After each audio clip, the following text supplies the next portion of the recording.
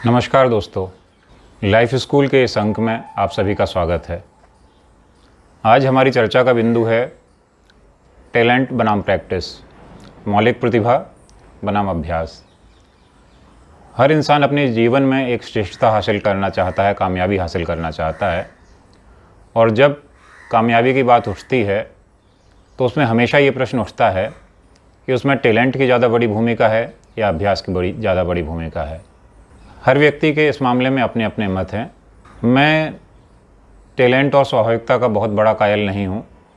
मेरा मानना है कि हर मानवीय श्रेष्ठता अभ्यास से पैदा होती है। ये सच है कि टैलेंट की कुछ ना कुछ मात्रा आदमी में चाहिए पड़ती है, लेकिन वो मात्रा लगभग 99% आदमियों में होती है। टैलेंट चाहिए इसलिए बोल रहा हूँ क्योंकि अगर आपको कोहिनूर तराशना है तो उसके लिए हीरा ही चाहिए। हीरे को ही आप तराशेंगे, कद्दू को तराशने से कोहिनूर नहीं बन जाता। लेकिन ये भी सच है कि एक खान में पड़ा हुआ कोहिनूर जैसा हीरा भी किसी कीमत का नहीं होता जब तक वो बाहर ना निकले, उसे तराशा ना जाए। इसी तरह से आदमी का टैलेंट भी तब तक किसी काम का नहीं होता जब तक उसे तराशा ना जाए। टैलेंट तो दरअसल एक बहुत रॉ फॉर्म है जो सब में होता है। किसी न किसी मात्रा में होता है, किसी में ज़्यादा मात्रा में हो सकता है, किसी में कम मात्रा में हो सकता है। लेकिन जब वो अभ्यास की शान पर चढ़ता है तभी टैलेंट की तलवार में धार आती है।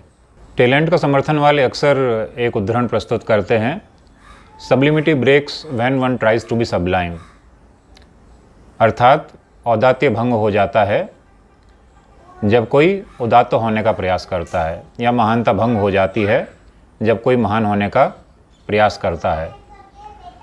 दरअसल इसे अभ्यास के विरुद्ध प्रस्तुत करने का जो कारण है वो ये है कि इस वाक्य के मर्म को समझा नहीं जाता।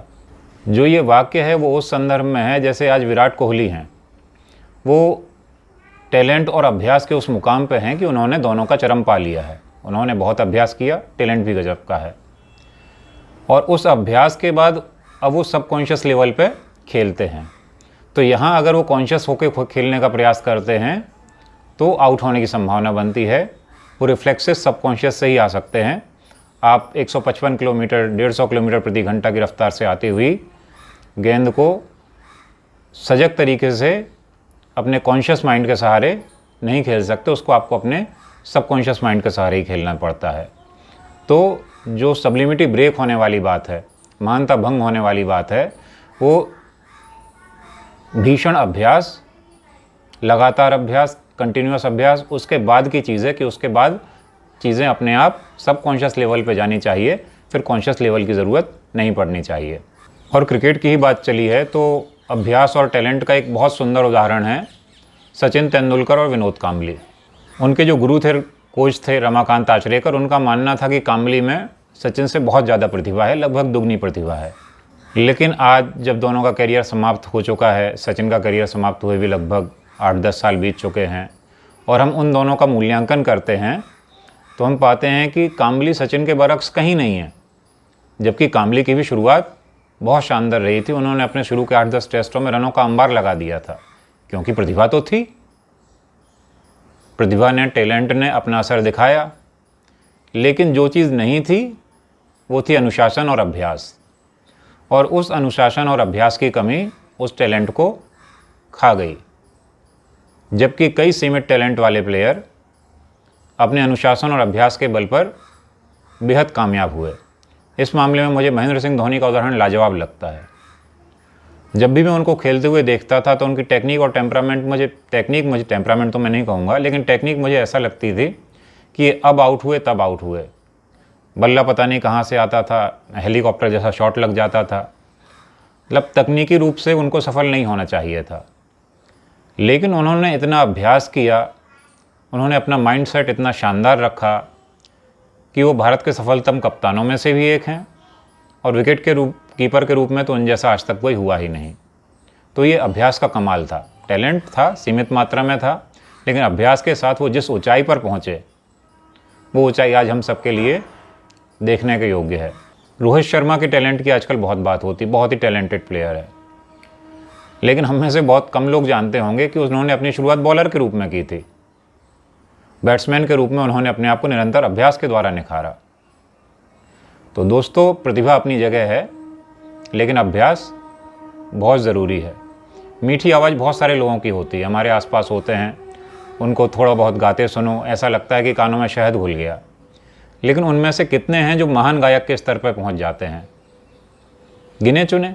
पूरे देश में लता मंगेशकर एक है, रफ़ी एक हैं। तो मोहम्मद रफ़ी और लता मंगेशकर जैसे स्तर पर पहुंचने के लिए, सोनू निगम जैसे स्तर पर पहुंचने के लिए, अभिजीत जैसे स्तर पर पहुंचने के लिए अकेला टैलेंट पर्याप्त नहीं होता। उसको मांझना पड़ता है, उसका अभ्यास करना पड़ता है, और उस अभ्यास के सहारे ही जो टैलेंट है वो महानता तक पहुंचता है। इतिहास में ऐसे वक्ता हो गए हैं जो अपनी शुरुआत में हकलाते थे, नाम में मुझे विस्मृत है, पर वो ब्रिटेन के सांसद भी रहे हैं व्यक्ति।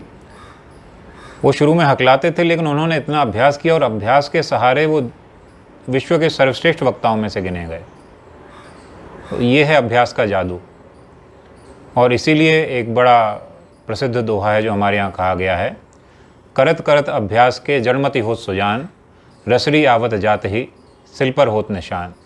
तो दोस्तों, अगर आज नाकामयाबी मिल रही है, आज ऐसा लग रहा है कि कहीं जहां हम पहुंचना चाह रहे हैं वहां नहीं पहुंच पा रहे हैं, तो यकीन मानिए ये टैलेंट की कमी का मामला हो, ऐसी संभावना कम है। ये अभ्यास की कमी का मामला हो, ये संभावना ज़्यादा है। और एक पुराना फिल्मी गाना है, वो मुझे याद आ रहा है, तेरे गिरने में भी तेरी हार नहीं, कि तू आदमी है अवतार नहीं। इसलिए अपनी योग्यता में भरोसा रखें, अभ्यास बढ़ाएं, अनुशासन बढ़ाएं, निश्चित ही कामयाबी मिलेगी। कामयाबी आपके कदम चूमेगी। बस सतत रूप से अभ्यास हमें करते रहना है, अभ्यास से हमें नहीं चूकना है। अगर ये वीडियो आपके काम आया हो, पसंद आया हो, तो इसे दूसरे लोगों के साथ शेयर करें। अगर आप इस चैनल के संपर्क में बने रहना चाहते हैं, नोटिफिकेशन पाना चाहते हैं, तो नीचे सब्सक्राइब लिखा हुआ है, उसे क्लिक कर दें और बटन में एक घंटी बनी होगी, उसको दबा दें। आप सभी का बहुत बहुत धन्यवाद।